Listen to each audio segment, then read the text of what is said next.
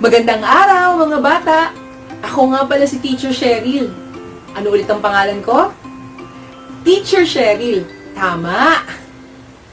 Nakapaglaro na ba kayo sa isang palaruan o playground na may mga puno?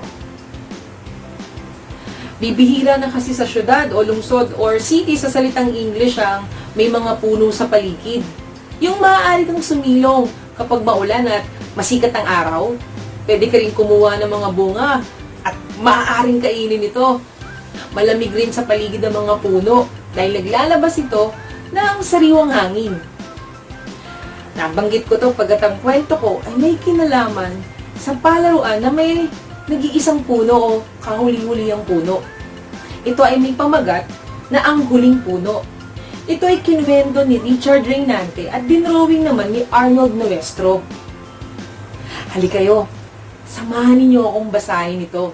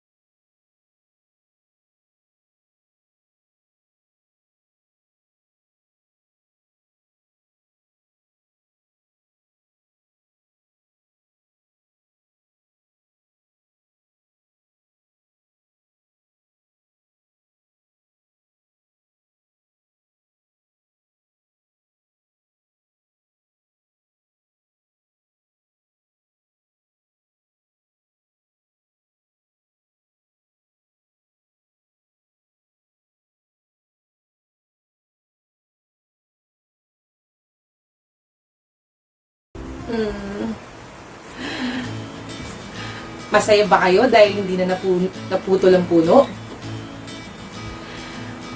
Ang alitaptap nga pala mga bata ay isang uri ng insekto na tinatawag nilang fireflies or firefly sa English. Ito ay may ilaw sa buntot. Sana gaya nila Estong, Mimi at Dondon ay alagaan din natin ang kapaligiran para hindi mawalan ng tirahan ng mga hayop. At patuloy tayo makapaglaro sa lilim ng mga puno. Mahalin natin ang kapaligiran. Maraming salamat sa pakikinig. Sana may natutunan kayo sa kwento ko ngayon. Hanggang sa muli, paalam!